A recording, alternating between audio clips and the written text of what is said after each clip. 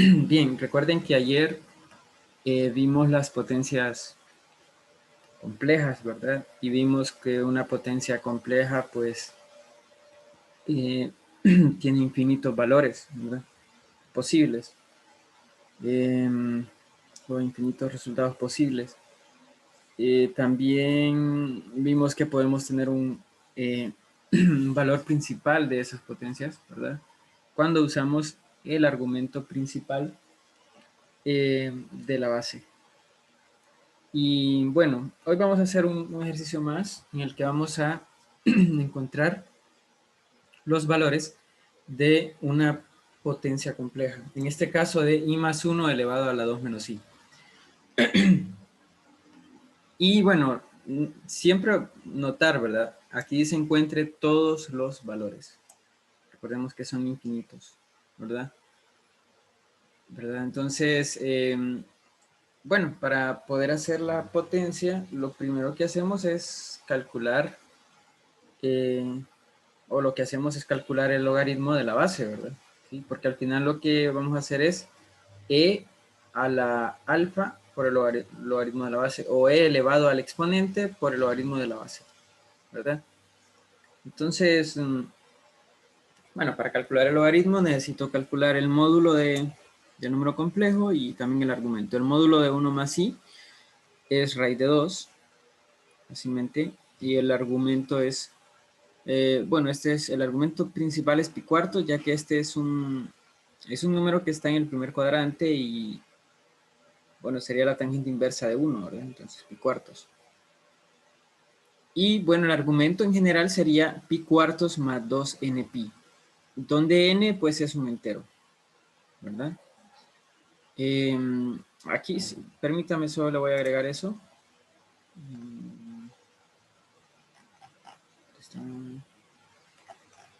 Solo vamos a agregarle ahí que n pertenece, que n es un entero, ¿verdad?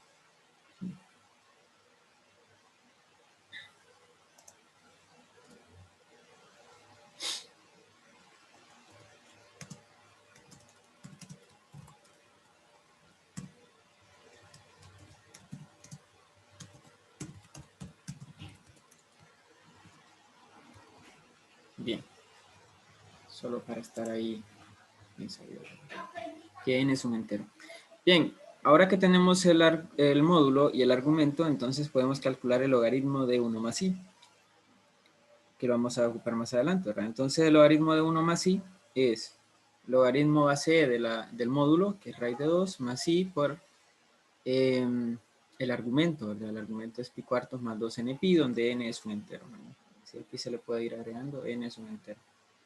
Bien, entonces, yo voy a tener que 1 más i elevado a la 2 menos i es e elevado a la 2 menos i multiplicado por el logaritmo de 1 más i, ¿verdad? Esa es la definición que tenemos acá. Z a la alfa, S a la alfa por el logaritmo de Z. ¿De acuerdo? Donde alfa es cualquier número complejo, y en este caso es 2 menos i. Bien, entonces lo que hay que hacer aquí, pues simplemente, bueno, voy a sustituir el logaritmo por esto que encontramos aquí, ¿verdad? Entonces logaritmo de 1 más i, que es esto, lo sustituyo, ¿sí? Lo sustituyo. Y luego simplemente simplifico acá, ¿verdad? Aquí voy a simplificar, voy a sacar pi de factor común y resuelvo un cuarto más 2n. Un cuarto más 2n es, al sumar esas fracciones, me queda 8n más 1 entre 4, ¿verdad? Y bien, ¿qué voy a hacer ahora? Pues simplemente voy a usar la distributiva acá, ¿verdad? ¿Sí? Entonces me queda 2 logaritmo base de raíz de 2 más 2i, 8n más 1 cuartos por pi, menos i por logaritmo base de raíz de 2, menos i cuadrado, que eso es 1, ¿verdad? 1 positivo, por 8n más 1 cuartos por pi. ¿Y qué hago ahora? Pues simplemente voy a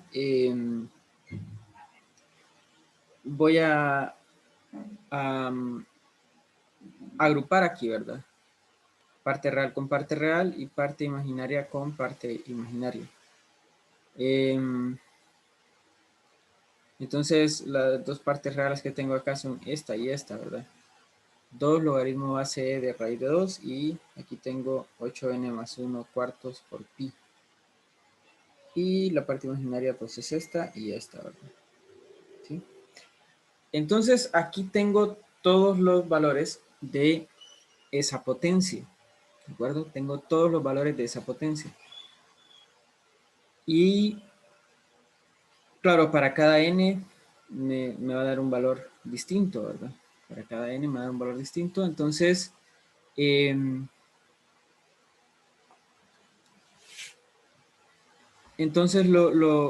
que es lo que andaban buscando, ¿verdad? Nuevamente, todos los valores.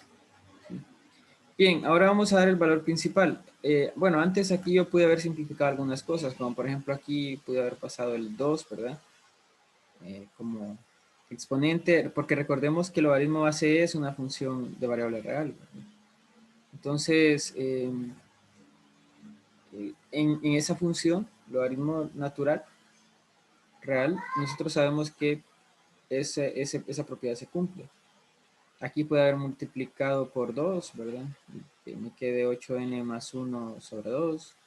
Por ejemplo, aquí pude haber escrito un medio logaritmo base de 2 también. Pero bueno, aquí voy a darle el valor principal de la potencia y lo que uso es el argumento principal. El argumento principal es pi cuartos y como aquí usé el argumento principal para dar el argumento, entonces simplemente sería cuando n es 0 también, ¿verdad? Podemos decirlo así. Entonces el argumento principal es pi cuartos y en ese caso me quedaría 2 logaritmo base de raíz de 2 más pi cuartos más i multiplicado por 2 por pi cuartos menos logaritmo base de raíz de 2.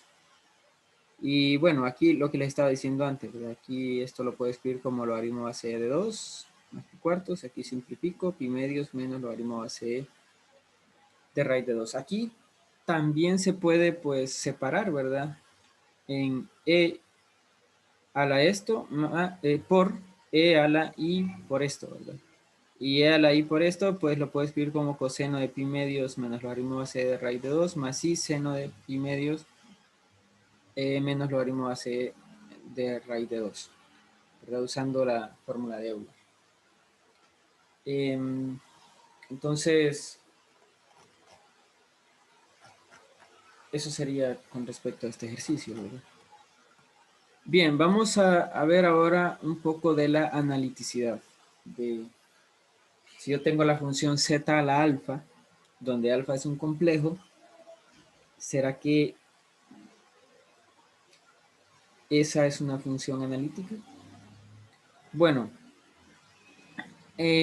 otra cosa que quiero mencionar acá es que vamos a usar el valor principal de z a la alfa, porque recuerden que z a la alfa tiene infinitos valores, ¿verdad? Entonces es una función, sería una función multivaluada. Entonces lo que vamos a hacer es usar el valor principal, ¿verdad? O la rama principal, podemos llamarlo. Entonces,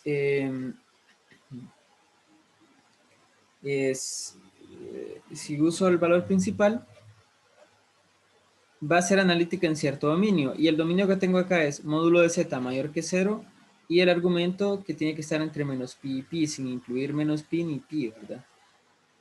Bien, ahora, ¿por qué les recuerda este dominio? ¿Qué les recuerda? Módulo de z mayor que 0 y el argumento tiene que estar entre menos pi y pi. ¿Qué les recuerda?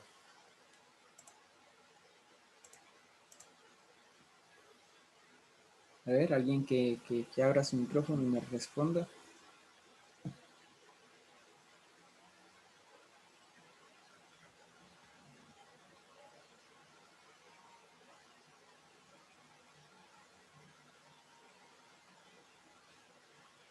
¿Qué les recuerda ese dominio? Oh, vaya, voy a cambiar la pregunta entonces. Bueno, aquí alguien me respondió. Vamos a ver.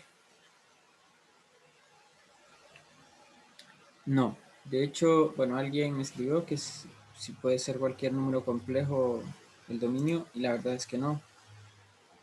De hecho, el dominio sería este. El módulo de z debe ser mayor que 0 y además de eso, el argumento de z tiene que estar entre menos pi y pi. Ahora, vaya, voy a cambiar la pregunta. ¿Por qué este dominio? ¿Por qué estoy dando ese dominio?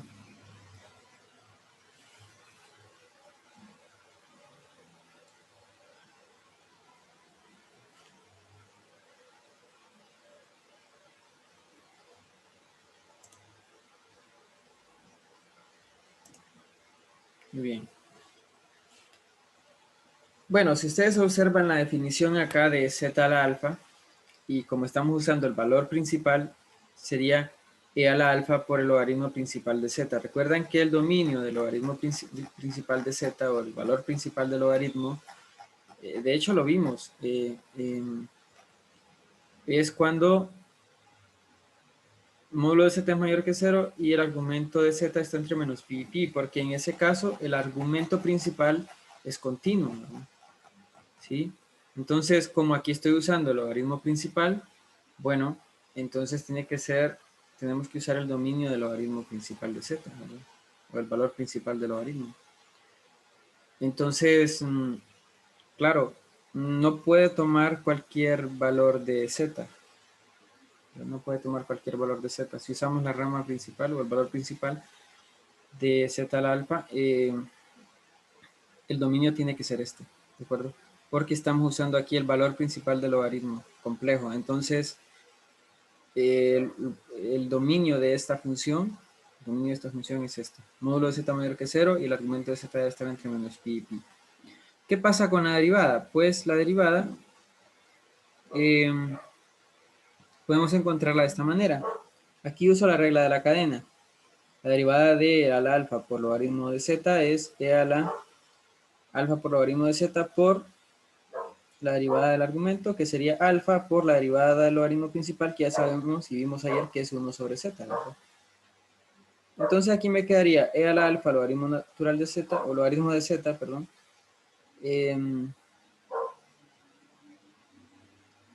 que eso sería z a la alfa, ¿verdad? Esto que tengo acá, solo esto, es z a la alfa. Y esta alfa, pues la escribo de primero, entonces me quedaría z a la alfa sobre z, y z a la alfa sobre z, pues sería z a la alfa menos 1, ¿verdad? Entonces vemos que se cumple la regla esa de que bajo el exponente y después le resto 1 al exponente, ¿verdad? Entonces, esta sería la derivada para donde alfa es un número complejo cualquiera, ¿verdad? Entonces vemos que funciona para cualquier complejo. Antes lo habíamos visto esto para enteros, ahora lo vemos para complejos en general, ¿verdad?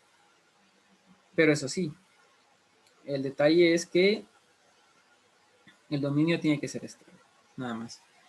Y la función es analítica en ese dominio, de hecho, ¿verdad? La función es analítica en ese dominio, ¿sí? Porque ya sabemos que esta es analítica y la exponencial es analítica, entonces la composición también es analítica. Bien,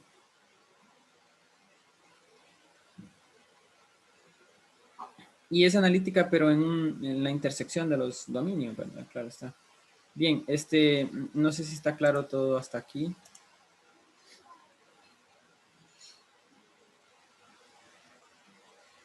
Antes de seguir.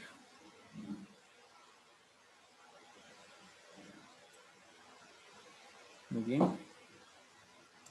Excelente. Vamos a ver entonces las funciones trigonométricas e hiperbólicas complejas. Lo primero que vamos a ver, o vamos a recordar, es que usando la fórmula de Euler, e a la ix lo puedo escribir como coseno de x más i seno de x, y e a la menos ix lo puedo escribir como coseno de x menos i seno de x, porque esto sería coseno de menos x más i seno de menos x, ¿verdad? Al usar la fórmula de Euler. Pero coseno de menos x es igual a coseno de x porque es función par, y seno de menos x es igual a menos seno de x porque es función impar. Ahora, ¿qué pasa si yo sumo e a la ix más e a la menos ix? O sea, esta suma que tengo acá.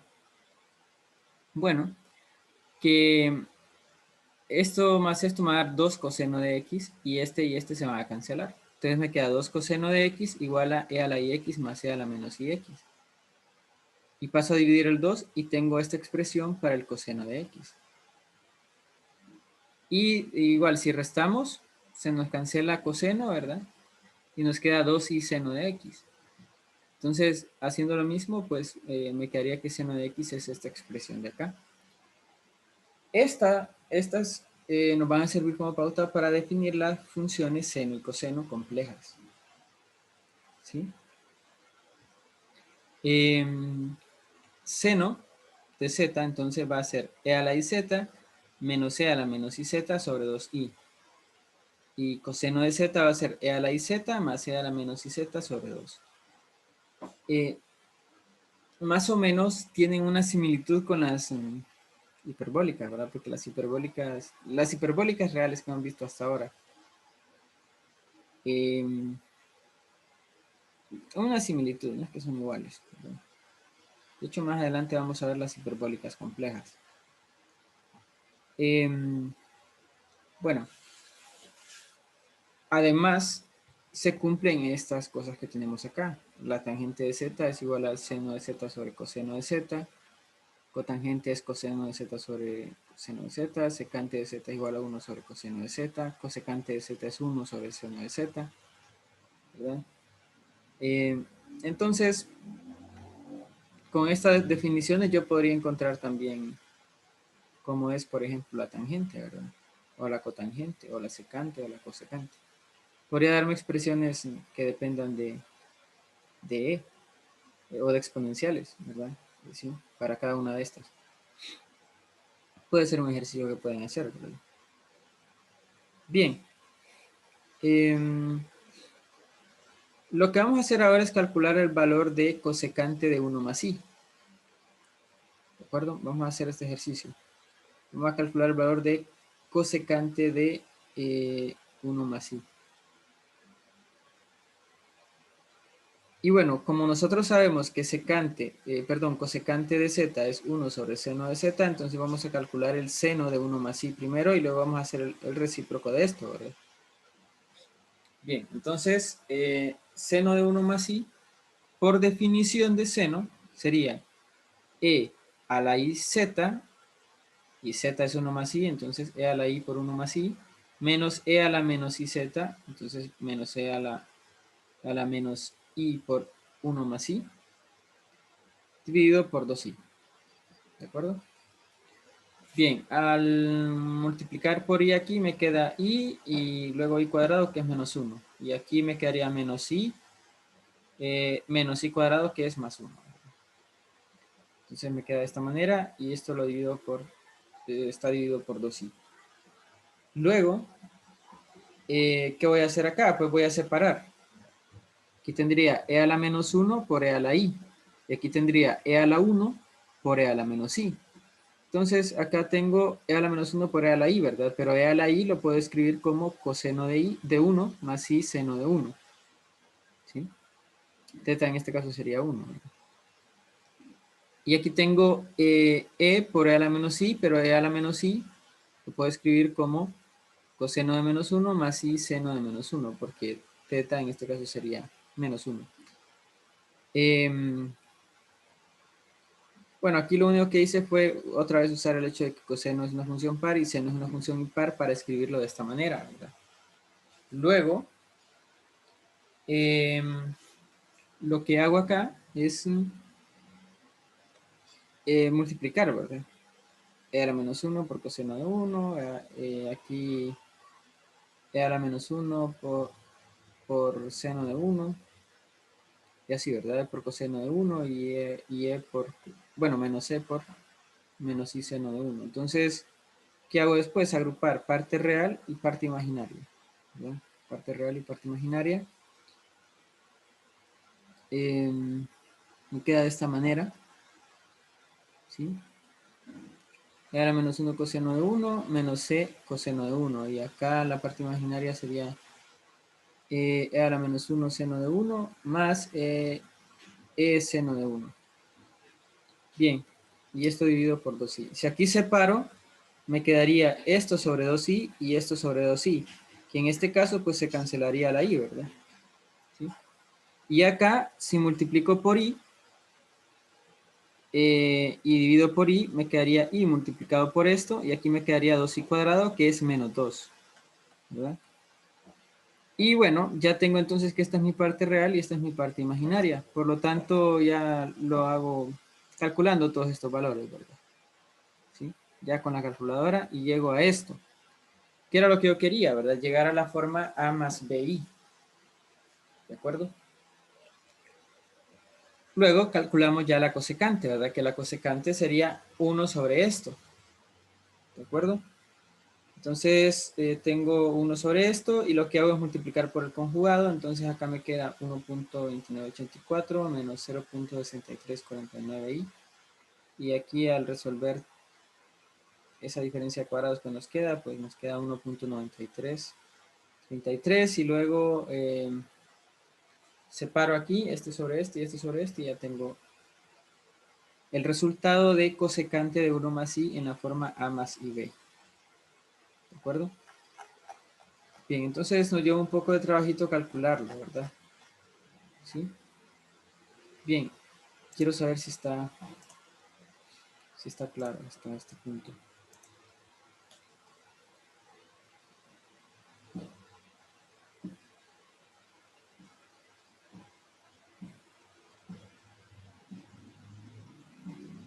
Muy bien. Vamos a seguir entonces. Y vamos a resolver esta ecuación. Vamos a encontrar todos los valores complejos z que satisfagan esta ecuación. ¿De acuerdo? Es resolver una ecuación. ¿Sí? Bien, para eso voy a usar la definición. Noten que aquí no funcionaría el hecho de escribir quizás coseno sobre seno, ¿verdad? Que eso sería cotangente de z. Cotangente de z igual a i, porque no tenemos una definición de cotangente inversa, ¿verdad? Entonces, por ese camino no haríamos mucho, ¿verdad? Quizás. Pero bueno, vamos a usar la definición. Sí, aquí uso entonces coseno de z, que es e a la iz más e a la menos iz sobre 2. Y aquí seno de z, que es e a la iz menos e a la menos iz sobre 2i. Y esto multiplicado por i, ¿verdad? Claro, se me cancela aquí la i. Y luego puedo cancelar el 2. Ya vamos a verlo. Pero lo que voy a hacer acá es que voy a transformar z en x más y. ¿De acuerdo? Para poder resolver la ecuación, ¿verdad? En términos después de ecuaciones reales, de funciones de variable real, mejor dicho. Entonces escribo z como x más y, ¿verdad? Y bueno, lo que les había dicho, ¿verdad? Aquí se cancela la i, luego se cancela el 2 y me queda simplemente esto, ¿verdad? Sí, me queda simplemente esto. Que aquí lo que hice fue también ya simplificar, ¿verdad? Multipliqué por i, me queda ix más i cuadrado y, o sea, menos y. Y aquí me queda menos ix menos i cuadrado y, o sea, más y, ¿verdad? Igual acá, bueno, aquí es lo mismo, ¿verdad? Menos y más ix y y menos ix. Lo mismo que hice acá. Todo lo demás se canceló. La i con la i y el 2 con el 2. O el 1 medio con el 1 medio, mejor dicho. Acá vemos que este y este son iguales, por lo tanto se cancelarían, ¿verdad? Y este son iguales, por lo tanto los puedo operar, entonces me queda 2, al pasar a sumar, entonces me queda 2e a la y menos ix igual a 0. O lo que es lo mismo, e a la y menos ix igual a 0. Bien, aquí ya podríamos pensar de que esto nunca es 0, ¿verdad? Porque tengo un exponencial. Bueno, si tuviéramos e a la z, directamente podemos decir que no es 0, eso ya lo sabemos, ¿verdad? Pero vamos a ver, porque no es e a la z, ¿verdad? Vamos a verlo. Así que vamos a transformar aquí. Voy a separar e a la y por e a la menos ix. Y e a la menos ix es coseno de menos x más y seno de menos x. Entonces me queda e a la y por esto, ¿verdad? Y esto pues es coseno de x menos y seno de x, por lo que ya he explicado antes. Bueno, aquí e a la y no puede ser 0, ¿verdad? Porque es una exponencial y ya es una exponencial que nosotros ya conocemos, ¿verdad? Es real completamente. E a la y no puede ser 0, mejor dicho.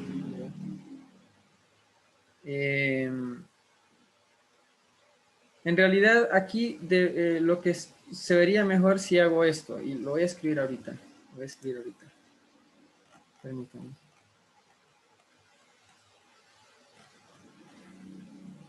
Para ser más estrictos, ¿verdad?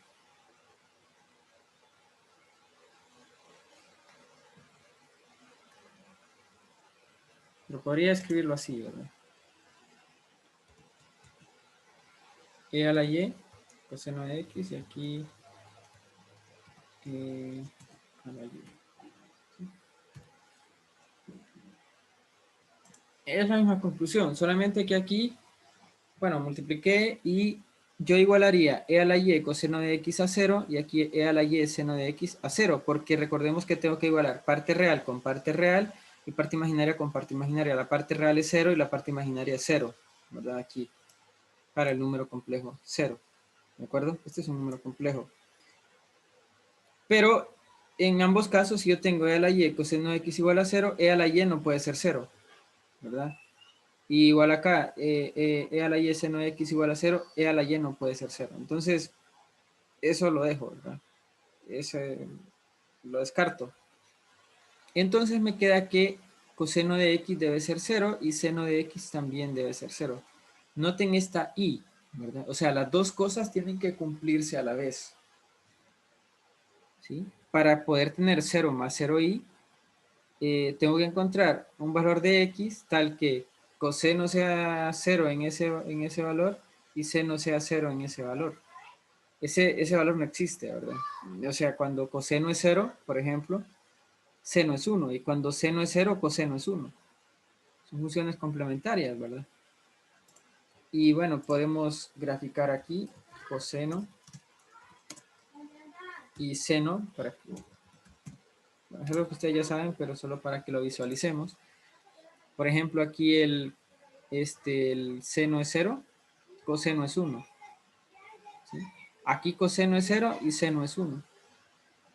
Acá seno es 0, coseno es menos 1. Bueno, también puedes dar menos 1, ¿verdad? Y así. Entonces, es imposible encontrar un valor de x tal que coseno de x sea 0 y seno de x sea 0. No es posible. Así que, o sea, que las dos cosas se cumplan al mismo tiempo, ¿verdad? No es posible. Entonces, esa ecuación no tiene solución. Esta ecuación de acá no tiene solución. ¿Alguna pregunta hasta el momento?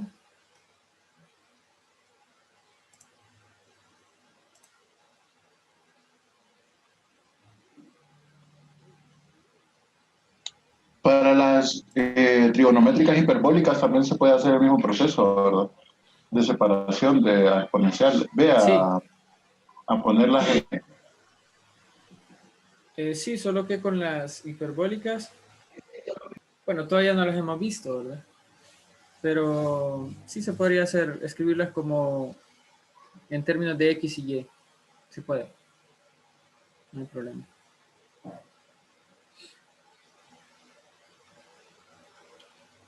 ¿Alguna otra pregunta?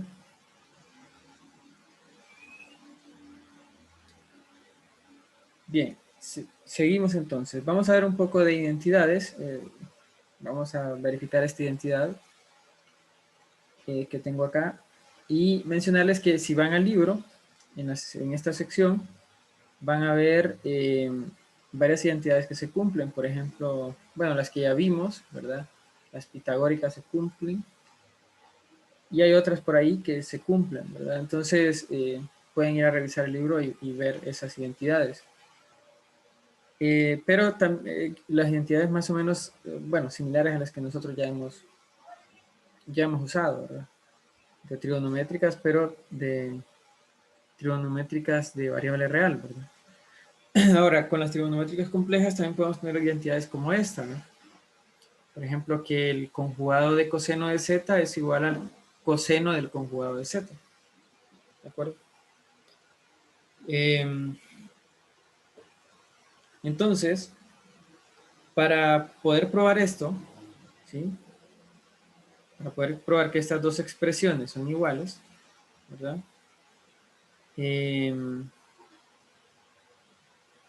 Voy a servirme de la definición de coseno otra vez. Entonces, tengo el conjugado de coseno de z. Y coseno de z es e a la iz más e a la menos iz sobre 2. ¿De acuerdo? Yo necesito calcular el conjugado a esto, por lo tanto lo voy a escribir en términos de x y y. ¿Sí? Entonces escribo z como x más y, ¿verdad? Porque después lo que yo quiero hacer es separar en la parte real y la parte imaginaria. Y para calcular el conjugado lo que tengo que hacer es que la parte imaginaria va a cambiar de signo, ¿verdad? ¿Sí? Entonces, bueno, escribo x más y, multiplico acá, ya hicimos eso, ¿verdad? Aquí me queda ix menos y acá me queda menos ix más y. Entonces acá lo tengo. Tengo que calcular el conjugado de esta expresión. Bien, entonces tengo, aquí transformo esto, ¿verdad? Esto sería e a la menos y por e a la ix. Y e a la ix es coseno de x más i seno de x, ¿verdad? Y aquí tengo e a la y por e a la menos ix, y bueno, e a la menos ix es coseno de x menos i seno de x, ¿verdad? Ya vimos eso. Entonces, multiplico acá, uso la distributiva, me queda esta expresión, también uso la distributiva acá, me queda esta expresión, ¿verdad? Voy a poner aquí, voy a agrupar la parte real y la parte imaginaria. La parte real sería e a la menos y coseno de x más e a la y coseno de x, ¿verdad? Y la parte imaginaria sería e a la menos y seno de x menos e a la y seno de x. ¿Sí? Ahora que ya tengo escrito en parte real y parte imaginaria, entonces yo puedo calcular el conjugado. Entonces, ¿qué voy a hacer? Le voy a cambiar el signo acá, en parte imaginaria. De más pasa menos. Entonces, ya tengo el conjugado, ya lo calculé el conjugado. Ahora veamos cómo puedo reagrupar esto. Bueno, lo que voy a hacer es que los que tienen e a la menos y los voy a reagrupar otra vez. Y los que tienen e a la y los voy a reagrupar. Entonces, tengo esto otra vez, e a la menos y coseno de x, pero ahora este es negativo, ¿verdad? Este que era positivo, e a la menos y seno de x, ahora es negativo. E a la menos y seno de x. Y aquí tengo e a la y coseno de x, y este que era negativo va a ser positivo ahora. Queda e a la y seno de x. Sí, por la multiplicación de los signos. Bien. Voy a sacar aquí de factor común e a la menos y. ¿Sí? Y me queda acá coseno de x menos i seno de x. Y acá saco factor común e a la y me queda coseno de x más i seno de x. Nosotros sabemos que esto que está acá, yo lo puedo escribir como e a la menos ix, ¿verdad? ¿Sí? E a la menos ix. Y al multiplicarlo por esto me quedaría e a la menos y menos ix. Y esto que está acá es e a la ix. Al multiplicarlo por esto me quedaría e a la y más ix. Todo esto dividido por 2. Bien. Ahora, lo que quiero que notemos acá es qué es esto, ¿verdad? En términos de z. Acá yo puedo hacer, en menos y menos ix, yo puedo reescribirlo de esta manera. Puedo, de cierta manera, como sacar factor común menos i, ¿verdad? Entonces me quedaría x menos y. Menos y porque menos 1, menos i por menos i es i cuadrado, que es menos 1. Entonces vemos que queda negativo, ¿verdad? Entonces está bien. Y esto, pues, menos y por x es menos ix. Entonces tengo bien factorizado acá, ¿verdad? Y x menos y, ¿qué es? Bueno, como x más y es z, x menos y es z conjugado. Entonces lo que yo tengo acá es que menos ix es menos y por z conjugado. ¿De acuerdo? Y bueno, también tengo que en y más ix puedo hacer algo similar, saco factor común y, entonces me quedaría y por x menos y. ¿Por qué menos i acá? Porque i por menos i es menos i cuadrado, que es 1 positivo, ¿verdad? Entonces y me queda coeficiente 1. Entonces, y esto es i por z conjugado. ¿De acuerdo? Si yo vuelvo a escribir esto, entonces, como menos y menos ix es menos i z conjugado, lo tengo acá, lo escribo, y y más ix es i por z conjugado, vemos entonces que esto que tengo acá, por definición, es el coseno de z conjugado. ¿De acuerdo? Porque tengo e a la menos iz conjugado más e a la iz conjugado sobre 2. ¿De acuerdo? Entonces así comprobamos que el conjugado de coseno de z es el coseno del conjugado de z. ¿De acuerdo? Bien. Preguntas hasta el momento. ¿O está claro esto? ¿Está claro?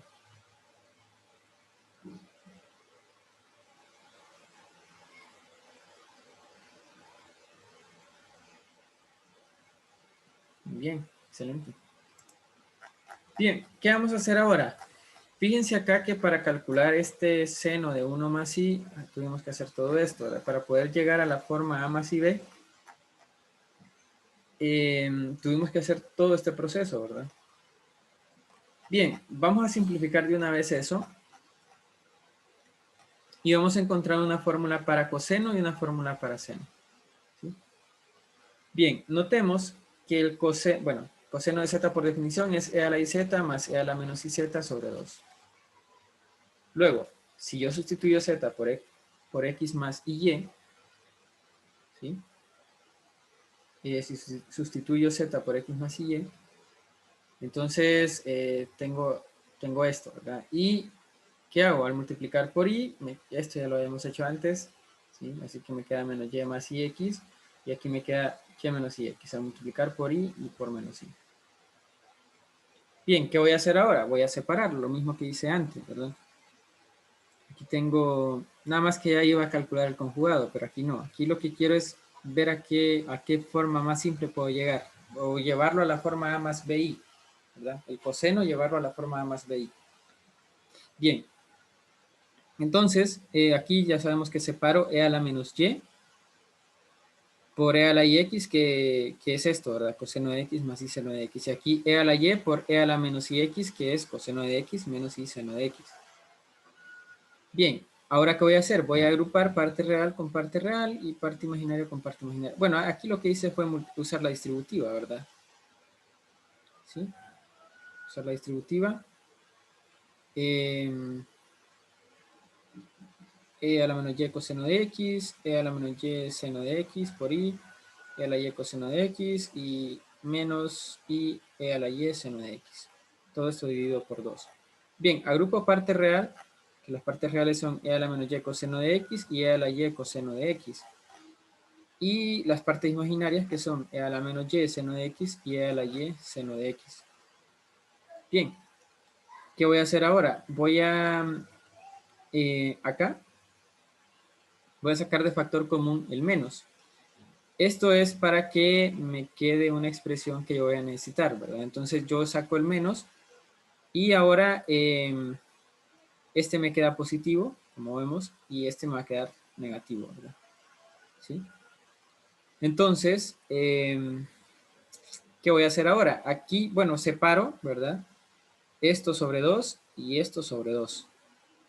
Y luego saco factor común coseno y lo que me queda es e a la y más e a la menos y sobre 2. Y acá me queda, aquí saco factor común seno y lo que me queda es e a la y menos e a la menos y sobre 2. ¿verdad? A sacar factor común seno. Ahora, ¿esto qué es? Bueno, aquí lo tengo ya, ¿verdad? Pero esto, yo sé que algunos quizás no lo han visto, pero esto es el coseno hiperbólico de y. ¿De acuerdo? Esto es el coseno hiperbólico de y. Así se define el coseno hiperbólico, ¿verdad? Y esto es el seno hiperbólico de y. Hablando de funciones de variable real, ¿verdad? ¿Sí? Todavía no hemos visto el coseno hiperbólico complejo ni el seno hiperbólico complejo.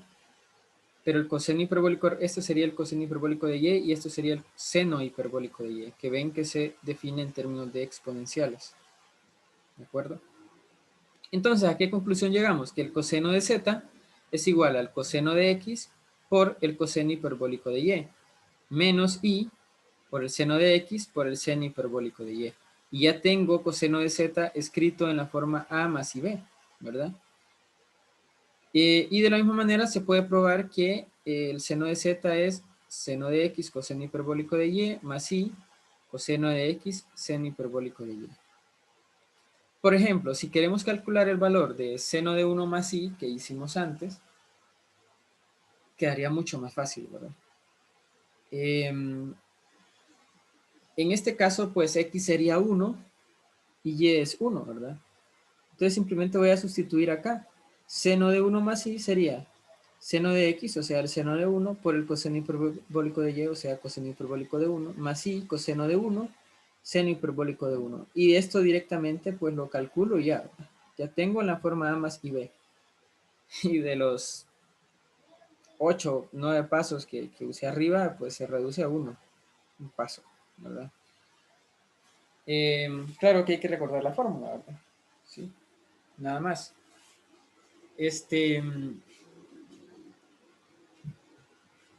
Para quienes no han visto antes las funciones hiperbólicas y no saben cómo calcularlas, pues en la calculadora ustedes van a,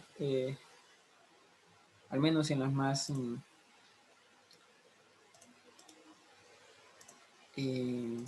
comunes, ¿verdad? Ustedes van a ver esta tecla, la voy a escribir aquí en el chat, HYP. Si ustedes presionan eso y después presionan seno, lo que les calcula es el seno hiperbólico de algún número. Si presionan HIP y luego coseno, pues sería el coseno hiperbólico, o tangente sería tangente hiperbólico. ¿De acuerdo? Y bueno, pueden corroborar este resultado. Bueno, que es el mismo que tenemos arriba, ¿verdad? Sí, es el mismo. Bien, además, lo último que vamos a hacer por hoy es calcular el módulo de las funciones seno y coseno. Usando estas fórmulas. Yo sé que el módulo de un número es la parte real al cuadrado, la raíz de la parte real al cuadrado más la parte imaginaria al cuadrado. Entonces el módulo de seno de z sería la raíz de seno de x por coseno hiperbólico de y al cuadrado, que sería esto, más coseno de x por seno hiperbólico de y al cuadrado, que sería esto. Aquí voy a usar una identidad del seno y coseno hiperbólico.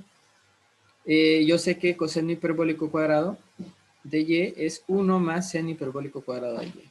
Un tanto similar a la que conocemos, solo que la del seno y coseno normal, ¿verdad? Solo que es menos, ¿verdad? Entonces,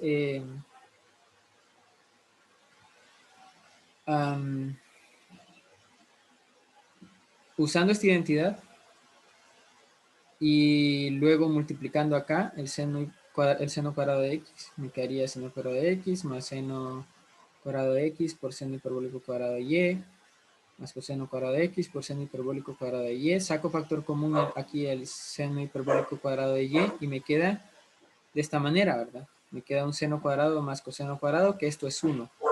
Por lo tanto, el módulo del seno de z sería la raíz cuadrada del seno cuadrado de x más seno hiperbólico cuadrado de y. Lo podemos calcular bien fácil, ¿verdad? Porque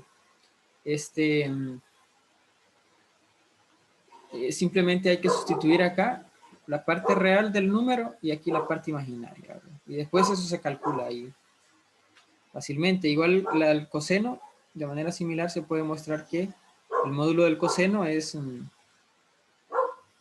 la raíz cuadrada del coseno cuadrado de x más seno hiperbólico cuadrado de y. Y son fáciles de recordar también. Es importante esa fórmula porque si ustedes observan la definición de seno y coseno, pues un tanto calcular el módulo ahí, pues cuál es la parte real, cuál es la parte imaginaria, ¿verdad? Si usamos esta definición, es más difícil, ¿verdad? Entonces habría que hacer todo el proceso, escribirlo en la forma A más y B y ver cuál es la parte real y cuál es la parte imaginaria. Pero aquí no, porque ya solo sustituimos la parte real de z, del número, y la parte imaginaria y ya. Entonces, más sencillo. Bien, ¿está claro todo esto que hemos visto por hoy?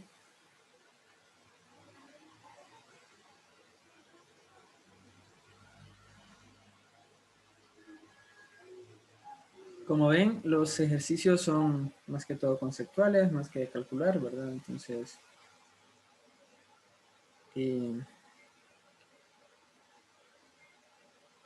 eso es muy importante.